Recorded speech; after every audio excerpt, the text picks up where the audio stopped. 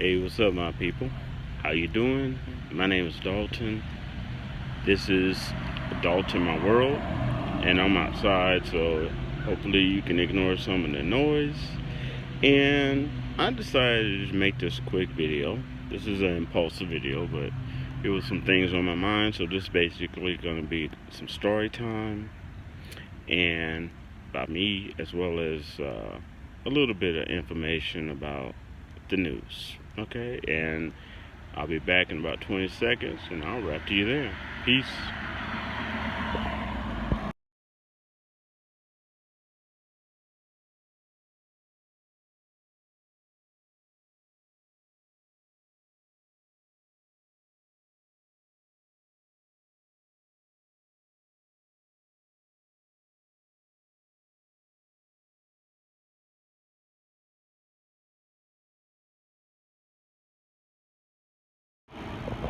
Hey, what's up, my people?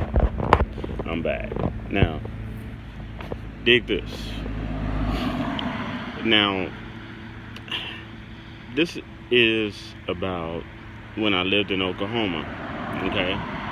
When I lived in Oklahoma, if you don't know, when I was young, I used to work out, but I still do have a natural ability to dance, and I used to dance, okay, and I used to dance, lip sync dance with a group, and we used to call ourselves Oreo, and also I took professional dancing classes, so uh, I also helped people, like if there was a pageant or something, and the young lady needed help on some dance moves, I would help them.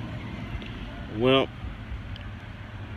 the last time I ever helped anyone to dance, I was in Oklahoma, and it was I was younger, of course, and it was a young white woman. She sought me out, and she said, Dalton, I'm so glad to talk to you. She said, I need your help. I know that you helped a lot of people dance and win contests and stuff like that. And I was like, okay. And she said, I need you to teach my boyfriend how to dance. And I'm like, all right. And she goes, and just teach him rhythm. And she said, I want you to teach him also how to kind of be like you. And kind of be black and kind of be like you. And I'm just listening, right? And she said, and if I can, I'll pay you for it. She said, but I really appreciate if you do this for me. And she said, this is a true story. So I remember like it was yesterday. She looked at me and she said, see, I got the perfect plan. She said, I've been watching you, and you're an excellent dancer, and all this other stuff. And she said, and I want you to train my boyfriend how to dance, and how to dance like you, and how to have rhythm, as well as kind of be how to be kind of black. And she said, which I was like, okay. And she goes, because she said, see, then he's gonna be the perfect boyfriend, because my parents will not freak, because he'll be white, even though he'll be able to dance like you and be black. She said, I've been thinking about this, and this is a perfect thing. She said, so I appreciate if you do it, and if I can, I'll pay you for the lessons. And I told her, I said, that was the last time I ever told trained anybody to dance, and I told her, I said, no,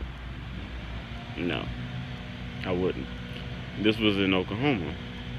And oddly, I know you're probably shocked when you're hearing this, but this was a normal attitude of some people who are white in Oklahoma towards some black people.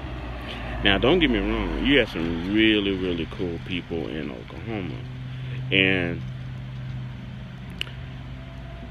to be open-minded, for some reason people think that being open-minded means you have to date somebody of a different race or something like that. No. You could date somebody of the same race, same sexuality, same sex, whatever, and be open-minded.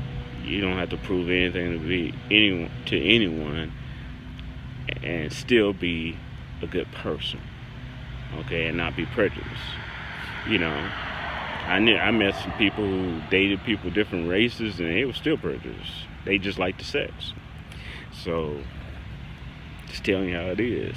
Well, that was the last time I ever taught anyone how to dance. And in Oklahoma, there's an attitude of kind of like the old slave master, where, you know, they would whip their slaves, but then if anybody else whipped their slaves, they would get mad. They get mad if any other person or any other slave master whipped their slaves, because that was their slaves and they had the right to whip them, but no one else did. And so it's like you have a lot of people riding that gray area in Oklahoma. You know, racist friends on one side and trying to act like they're the open-minded people on the other. Okay. Now, that's one of the stories. Now, when I was younger, I met this girl, and you know, we kicked it off. I remember she was a Taurus. We kicked it off. We were talking, and she, you know, things got hot and heavy, and I'm like, oh, okay, it's on. But she didn't want to do anything. I was like, okay, that's cool, right? And this happened with another friend of mine a long time ago named Meredith. Okay. Anyway, she didn't want to have anything to do, you know. And I'm like, okay. Well, apparently she knew one of my friends who was gay, you know, and I had all types of friends, and she told him that she was unfamiliar with black people and would like to get to know black people, and he came to me, let me know, well, she's unfamiliar with black people, and you're a nice black guy. I guess I'm a nice one, and I want you to teach her, you know, about black people. You know how, there's intelligent, nice black people out there. I said, dude, I was straight up with him. I was like, actually, I was just, I found her attractive and was trying to get some, and maybe be a friend, try to get some, maybe date her, I wasn't trying to. I told him straight up, I said, look, I have never signed on to be the voice of black people or trying to train and teach white people or any other race that there's that type of black person in the world. I never did that. I never will. I told him, I said, you need to contact Jesse Jackson or Louis Farrakhan. And he looked at me like, you're so mean. That's why I was like, hey, I'm just telling you, I always told you the truth, and I'm telling you how it is. And that was also in Oklahoma. Yes, it was. Because I remember I had a friend of mine named Mary. And Mary, I did not know that she was prejudiced, okay? I did not know that she was prejudiced against dating black guys, and Mary was white. And I remember one time, we went to Dallas, Texas, we went partying, and she got mad at me because I would not sleep in the same bed with her. Nevertheless, she didn't want to do nothing with me. And she always led me on saying I was going to be the next one. And I had to learn from a friend of mine. He hit on her. And it's a guy I went to school with. And he told me, he said, you know about her? And he told me all about her and her background. And I was shocked. I mean, we think we know people, but we really don't.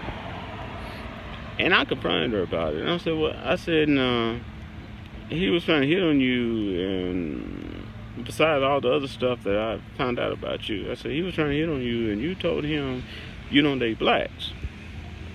You only date white, your own. I said, is that true? And she looked at me and said, yeah.